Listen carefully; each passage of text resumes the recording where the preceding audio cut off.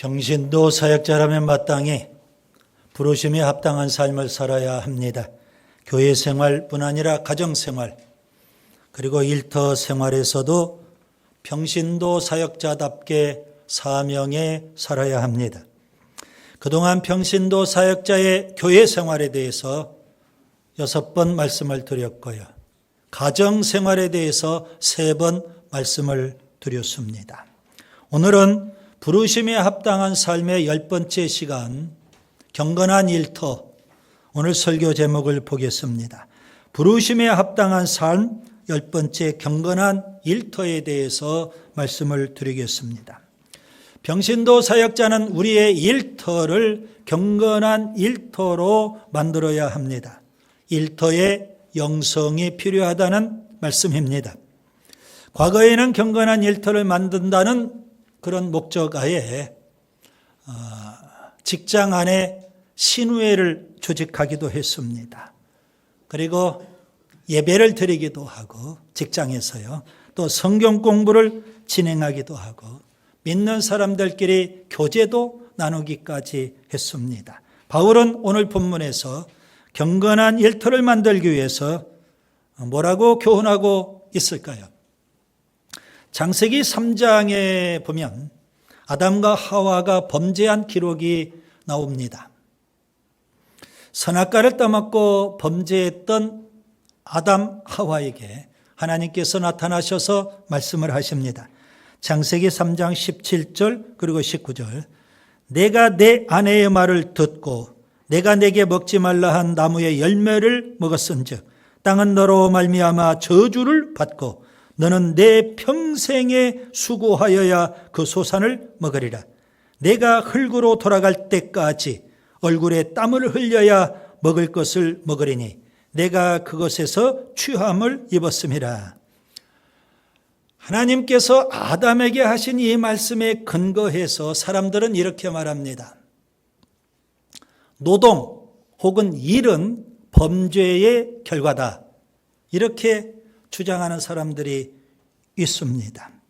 여러분, 정말 일과 노동은 아담이 범죄한 그 죄의 결과일까요? 성경을 잘 알지 못하는 사람들이 주장하는 이야기에 불과합니다. 하나님은 아담이 범죄하기 전에 아담에게 에덴 동산을 주시면서 하신 말씀이 있습니다.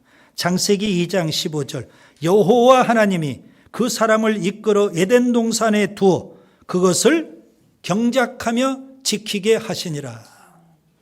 아담이 범죄하기 전에 하나님께서는 아담에게 일터를, 에덴 동산이라는 일터를 주시면서 뭐라고 하셨을까요? 열심히 놀고 먹어라, 그렇게 말씀하신 게 아닙니다. 경작하며 지켜라, 이겁니다. 자, 그렇다면 일과 노동은 죄의 결과가 아니라는 말씀입니다.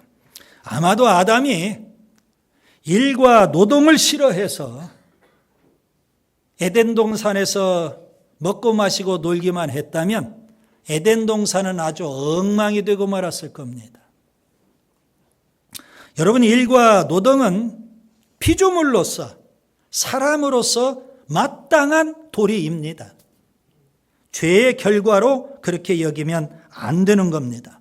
사람을 사람 되게 하는 것, 피조물을 피조물 되게 하는 것, 그것은 일과 노동에 있습니다. 많은 사람들이 일과 노동을 죄의 결과로 그렇게 해석을 하고, 그래서 일하는 걸 부정적으로 생각합니다. 노동에 대해서 부정적인 생각을 갖고 있습니다. 노는 걸 좋아하죠. 놀고 먹는 걸 좋아합니다. 특별히 공짜도 참 좋아합니다. 사람들이요. 일하기를 싫어합니다. 우리 민족은 과거에 이런 노래를 불렀습니다. 노세노세 젊어서 노세. 그렇게 노래까지 불렀던 민족입니다. 예수님은 공생의 기간에 정말 열심히 일하셨습니다. 식사할 겨를도 없이 그렇게 일하신 분입니다. 요한복음 5장 17절, 내 아버지께서 일하시니 나도 일한다. 예수님은 아버지 하나님으로부터 보고 배우신 겁니다. 그래서 예수님도 열심히 이 땅에 오셔서 일하셨던 겁니다. 그 예수님께서 제자들에게 이렇게 말씀하십니다. 요한복음 6장 27절, 썩을 양식을 위하여 일하지 말고 영생하도록 있는 양식을 위하여 하라. 일하라는 겁니다. 여러분, 바울도 고린도 교회를 향해서 말씀합니다. 고린도전서 4장 1절과 2절, 사람이 마땅히 우리를 그리스도의 일꾼이요 하나님의 비밀을 맡은 자로 여길지어다. 그리고 맡은 자들에게 구할 것은 충성이니라. 열심히 일하라는 말씀입니다. 자, 평신도 사역자로서 그동안 교회 생활에 대해서, 가정 생활에 대해서 말씀을 드렸습니다. 교회에서 사명에 사셔야 됩니다. 아멘. 가정에서도 사명에 사셔야 하는 줄 믿습니다. 그리고 이제 일터에서요. 여러분 직장, 일터, 여러분 사업장에서도 역시 사명에 사셔야 합니다. 자, 본문을 통해서 일터의 영성을 갖기 위해서 저는 세 가지를 오늘 말씀드리려고 합니다. 첫째, 그리스도의 종이 되어야 합니다. 어디에서요? 일터에서. 고대 세계에는 노예 제도라는 게 있었습니다. 그래서 오늘 본문에 보면 종 혹은 상전 이런 표현이 나오죠. 그 시대, 1세기 그 시대 로마 제국 안에는 3분의 1 정도가, 인구의 3분의 1 정도가 노예였다고 합니다. 왜냐하면 로마 제국은 정복을 통해서 영토를 확장하죠. 정복 전쟁에서 승리하면 피정복민들은 대부분 다 노예가 되는 겁니다. 전리품 취급을 받는 겁니다. 그래서 고대 세계에 주인은 자유인이죠. 주인은 노예를 학대합니다. 그게 일반적인 현상입니다. 사람 취급을 하지 않습니다. 법적으로 노예는 보호를 받지 못합니다. 아무 권리가 없습니다. 노예는 주인의 소유물입니다. 그래서 주인은 노예가 마음에 들지 않으면 죽일 수도 있고요. 노예가 마음에 들지 않으면 시장에 내다가 팔 수도 있습니다. 돈 받고 파는 겁니다. 그런 시대에 바울은요, 종과 상전에게, 곧 노예와 자유인에게 그리스도의 종이라는 사실을 강조해 주고 있습니다. 물론 예배당 안에, 초대교회 그 시대에도 예배당 안에 신분상 노예도 있을 거고 신분상 자유인도 있을 겁니다. 종도 있고 상전도 있어요. 그러나 교회 안에서는요, 우리 모두가 다 그리스도의 종이고요. 그리고 우리의 삶의 현장에 가도 역시 우리는 그리스도의 종이라는 의미입니다. 노예 신분인 종에게 바울은 말합니다. 본문 6절, 그리스도의 종들처럼 마음으로 하나님의 뜻을 행하라. 본문 7절, 기쁜 마음으로 섬기기를 주께 하듯 하라, 이겁니다. 우리는 다 종이라는 의미죠. 특별히 자유인인 상전에게도 본문 9절에 이렇게 말씀합니다. 너희의 상전이 하늘에 계시니라. 자, 우리의 상전이 있다면 우리는요, 세상에서는 신분상 자유인일 수 있어요. 내 밑에 노예가 많이 있을 수 있다고요. 그러나 영적으로 보면 그리스도의 종이라는 사실입니다. 여러분, 우리 모두는 다 삶의 현장에서, 일터에서 그리스도의 종이 되어야 하는 줄 믿습니다. 교회 안에서만 그리스도의 종, 평신도 사역자가 아니라 가정과 일터에서도 우리 모두는 평신도 사역자, 그리스도의 종이 된다는 사실입니다. 바울이 쓴 서신 13권 가운데 빌레몬서라는 서신이 있습니다. 빌레몬서 딱 한 장으로 구성되어 있는 짧은 서신이죠. 빌레몬서를 쓰게 된 배경이 이렇습니다. 바울이 로마 감옥에 갇혀 있을 때입니다. 사도행전 마지막에 보면 바울이 죄수의 몸으로 로마까지 가게 돼요. 그곳에서 그가 많은 사람들을 만났겠지만 특별히 오네시모라는 사람을 만나게 됐습니다. 그 오네시모의 신분은 노예, 종입니다. 그에게 복음을 전했어요. 오네시모가 그 복음을 받아들이고 극적으로 회심을 합니다. 그리고 그 구원의 은혜가 너무 귀하니까 바울의 신복이 되었습니다. 바울에게 훈련을 받고 감옥에 갇혀있는 바울을 지극정성으로 잘 섬기는 겁니다. 왜요? 그는 노예였었잖아요. 평소에 훈련이 잘 되어 있는 사람이에요. 그래서 바울을 열심히 잘 섬깁니다. 그런데 그런 오네시모에게 한 가지 문제가 있는 걸 바울이 알아요. 노예인 건 알겠는데 주인 집에서 도망 나온 노예예요. 그 주인이 누군지를 확인해 보니까 골로새 교회 아주 유력한 사람이에요. 골로새 교회는 빌레몬이라는 골로새 지역에 빌레몬이라는 사람이 살고 있어요. 부자예요. 그리고 그 지역의 유지와 같아요. 복음을 접하고 그가 집을 오픈을 했어요. 그리고 빌레몬의 그 집에 골로새 교회를 세우게 된 겁니다. 그런데 그 빌레몬 집안에 있었던 종이었던 오네시모가 빌레몬 주인의 재산을 좀 손을 댔어요. 그리고 재산상 많은 손실을 끼치고 그러다 보니까 겁이 나니까 어떻게 해요? 도망을 가버렸어요. 도망을 가서 피하다가 노마까지 잔입해 들어가게 된 겁니다. 거기에서 바울을 만나서 회심을 하고 구원을 받게 됐어요. 도망 나온 노예는요, 로마법에 의하면 그 시대에 사형입니다. 그런데 바울은 그 오네시모를 빌레몬 주인에게로 돌려보냅니다. 돌려보내면서 바울이 쓴 편지 한 장을 손에 들려주고 돌려보내요. 그 편지가 빌레몬서입니다. 그 편지의 내용은 뭘까요? 도망 나온 노예인 거 내가 안다. 나를 통해서 회심했고 지금은 내 신복이 되었다. 감옥에 갇힌 중에서 내가 낳은 영적 아들이다. 그리스도 안에서 형제다. 그렇게 쭉 설명을 해요. 신복이라고 표현한 걸 보면 바울의 입장에서 보면 오네시모가 너무 귀한 거예요.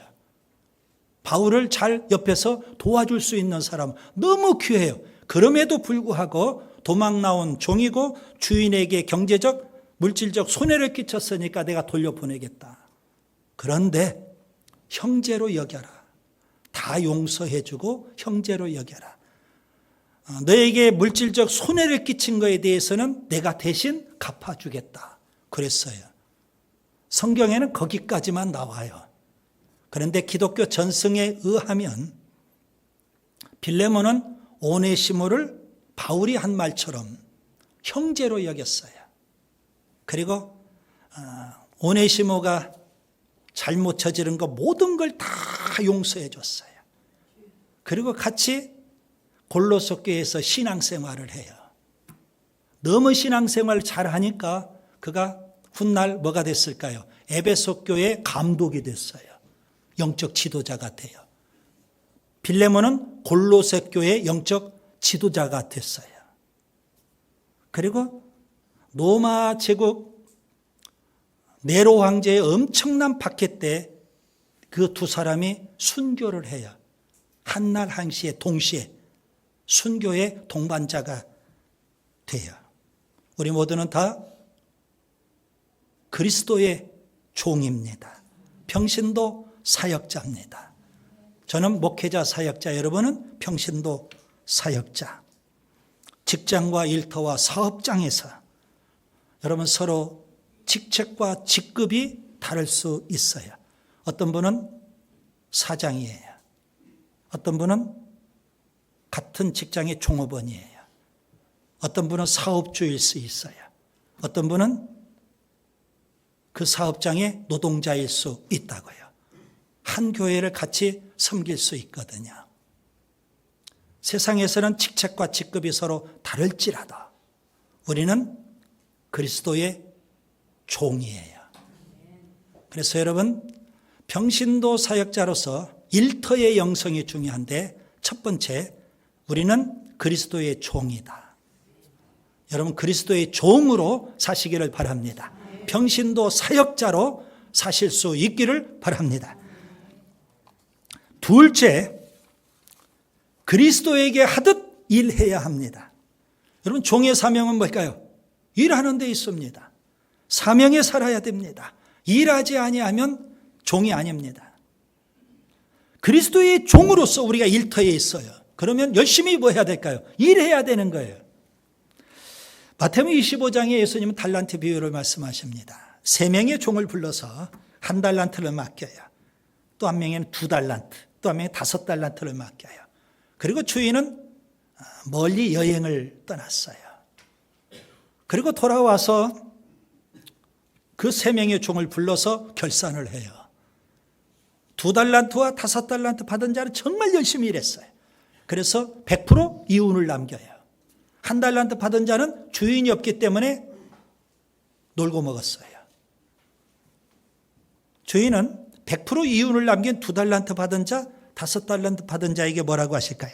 마태복음 25장 21절 23절 잘하였도다 착하고 충성된 종아 내가 적은 일에 충성하였음에 내가 많은 것으로 내게 맡기리니. 열심히 일한 종에게 더 많은 걸 맡겨서 더 열심히 일하게 만들겠다는 거예요. 반면에 1달란트 받은 자, 놀고 먹은 1달란트 받은 종, 마태복음 25장 26절 악하고 게으른 종아 주인이 책망을 하는 겁니다. 여러분, 그리스도의 종이기 때문에 우리가 교회에서 열심히 봉사하는 거 아닙니까? 마찬가지로 일터에서도 열심히 일할 수 있기를 바랍니다. 자, 병신도 사역자로 우리가 일터에서 일해야 되는데 어떻게 일해야 될까요? 오늘 본문을 보시면 아주 중요한 표현이 있습니다. 본문 5절 그리스도께 하듯 하라는 겁니다. 본문 7절 주께 하듯 하라 했습니다. 따라서 합시다. 주께 하듯 하자. 그리스도께 하듯 하자. 여러분, 이 말씀 속에는 2가지 의미가 담겨 있어요. 물론 지금 종에게 주신 말씀이죠. 5절과 7절은. 그런데 본문 19절에 보시면 상전들에게도 동일한 말씀을 주시는 거예요. 상전들아 너희도 그들에게 이와 같이 하고. 종이든 상전에게 바울이 동일하게 주시는 말씀 뭘까요? 그리스도께 하듯 하라는 겁니다. 여기에는 2가지 의미가 담겨 있는 거. 하나는 일도 중요해요. 그런데 더 중요한 건 뭘까요? 사람을 대하는 태도가 중요한 겁니다. 여러분, 일터에서 우리가 그리스도께 대하듯. 여러분, 예배당에 와서 예수님 여러분 어떻게 여깁니까? 여러분이 목사님도 귀하게 여기죠. 왜 그래요? 목사가 잘나서 그렇지 않잖아요. 신분이 고귀해서 그런 겁니까? 아니에요. 예배를 집례하고 하나님의 말씀을 전하는 종이라고 생각하니까 귀하게 여겨주는 거 아닙니까? 여러분, 마찬가지예요. 일터에서도. 여러분, 우리 모두가 다 그리스도의 종이에요. 그런데 사람을 어떻게 대하느냐 이거예요. 귀하게 여겨야 되는 거예요. 예수님을 대하듯 사람을 그렇게 귀하게 여길 줄 알아야 되는 겁니다. 그래서 오늘 본문 19절에 보면 상전들아 너희도 그들에게 이와 같이 하고 유협을 그치라. 그 당시 상전을 어떻게 했어요? 종도를 협박하고 박해하고 핍박하고 인권도 아니니까 내 재산이니까 마음대로 함부로 했어요. 그런데 그리스도의 종으로서 그렇게 하면 안 된다는 말씀을 하고 있는 겁니다. 골로새서 3장 23절에 무슨 일을 하든지 마음을 다하여 주께 하듯 하고 사람에게 하듯 하지 마라.